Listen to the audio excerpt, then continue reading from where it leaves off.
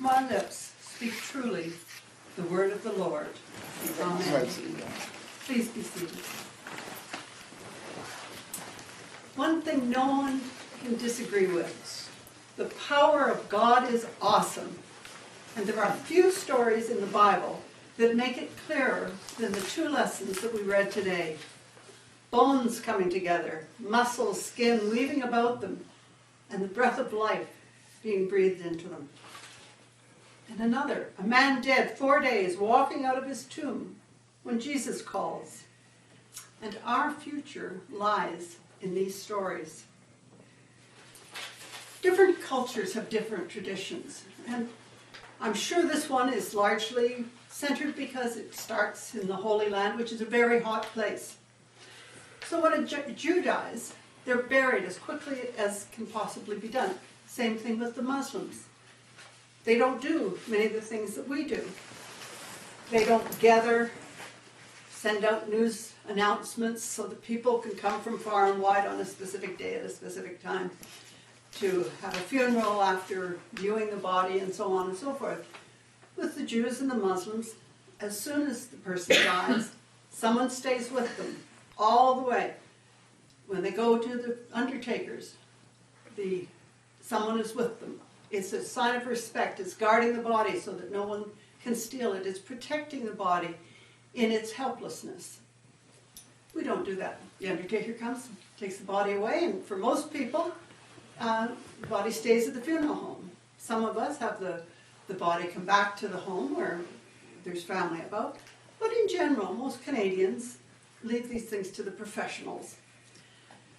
But we do get together after the funeral, and we tend to have a drink and have something to eat, and we talk loudly and recall the person's life, and that way we bring them back to life in our hearts rather than in their deathbed scene.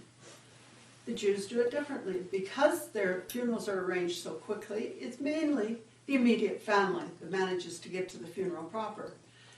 And having guarded the body, they then, if the body's being interred in the ground, they shovel, the family shovels the soil onto the casket. And after they've done it, then anyone else who's attended the funeral is invited to. And they don't leave the cemetery until the body is properly covered. And then they go home. And then for the next 7 days, they sit what is called Shiva. And Shiva is a time when people come and sit with them. A small bit of very quiet talking takes place. But it's not, they never eat or drink at that point. Water perhaps, but it's not festive the way we tend to make it after a funeral, because the person who's dead can't join in the festivity. It's all about the person who's dead. And the Jewish belief traditionally was that the soul stays with the body for 3 days, and after that the soul departs. And when the Shiva is, the 7 days of Shiva is completed, the Orthodox Jews walk around the block, which is effectively saying the soul is gone. You know, we can now depart and resume our more normal life. Now, Lazarus' sisters knew that Christ could have saved their brother from death, but he hadn't been there when he was dying. It's now 4 days later. His soul has departed, and his body is rotting so badly that the stench extends beyond the tomb. They know this guy is dead, and it's not a question of him sleeping. And their friends have come together to support them in the Shiva type, whatever it was like then, it's in the Shiva today, but they've gathered to support them in their mourning. Now, 4 days later, they've been mourning 4 days, and finally Jesus and the apostles turn up. He'd stayed on where he was for an additional 2 days after he learned of Lazarus' death. He hadn't rushed to comfort Mary and Martha, and these are two of his closest friends and followers. Why? I mean, it just doesn't sound like the Jesus we know. I mean, this loving, caring, compassionate man that we hear about in the Bible leaves his close friend dead and his sister's mourning, and he stayed away. I mean, that's not the way a friend responds to the death of a friend. Mary and Martha must have been feeling a bit aggrieved about this. I would have. Yet, even in their bereavement, when Christ arrives, Martha goes out to greet him and affirms her faith in him. Lord, if you'd been here, my brother would not have died. But even now, I know that whatever you ask from God, God will give you. And Jesus replied, your brother will rise again. And believing in his teaching, Martha affirms, oh, I know that he'll rise again in the resurrection on the last day. But Jesus responds with the statement that just changes the whole world and us. I am the resurrection and the life. Whosoever believes in me shall never perish. And then he says, do you believe this? And can you and I respond as Martha did? Yes, Lord, I believe. Then Martha goes and gets Mary and their friends, and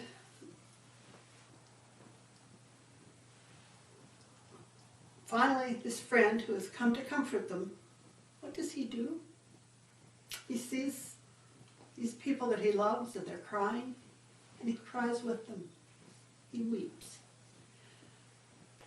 But he knows what he's about to do. So he's not weeping for the dead Lazarus that they're weeping for. He knows he's about to raise him. He knows that soon they're going to be full of amazement and delighted and happy and rejoicing. No, he weeps for their pain. A pain that he allowed to continue. For the death of Lazarus was necessary so that Jesus could demonstrate his might, show the power of God, so that they could be confirmed in their faith and bring others to know him. But he does weep for the suffering of the sisters and of all the world. And then he calls to his friend, Lazarus, come forth. And immediately, still draped in his burial clothes, Lazarus comes forth. And the people are awed by Jesus' rule over both life and death. There is nothing that he cannot do, and they believe. We read the words and we know that he will also call our names after we are dead, and that we will rise and we'll go forth and be with him. One of the hardest things we face in life is the feeling that, are we really worthy of Christ's suffering and of God's love? It's really hard to overcome the knowledge we have of ourselves, of how imperfect we are, how many mistakes we make, how we feel about others, and some of the rotten things we think and occasionally do. It just makes me, at least, feel really unworthy of heaven. And most of all, many of us are fearful that our faith isn't strong enough. That when Christ asked the question of us, he posed to Martha, I am the resurrection and the life. Do you believe in me? Because if you do, you won't die. You'll live forever. And everyone who lives and believes in me shall never die. Do you believe this? And in our answer lies our future.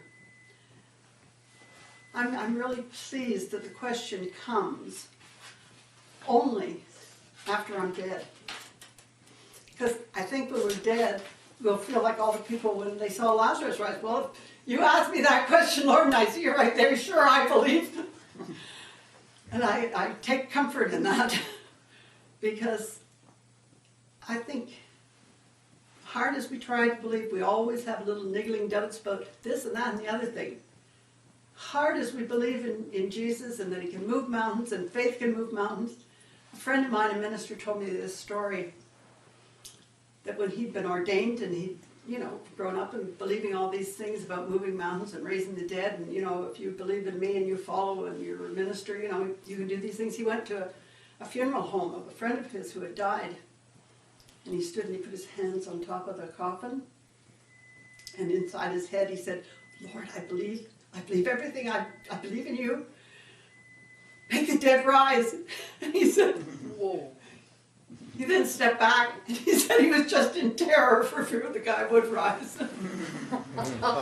He didn't. So that told him obviously his faith hadn't been strong enough. He didn't believe enough. Anyway, I find great comfort in the two readings of today. And many believe that the most powerful and beautiful words of the whole Bible, perhaps of the whole language, are these. Jesus wept. Never forget them. They speak of the compassion of Christ, of his humanity, of the depth of his love for us. Jesus wept. And in that great love lies our salvation. Salvation for all the people, even those who doubt the strength of their belief. And so may it be. Amen. Amen.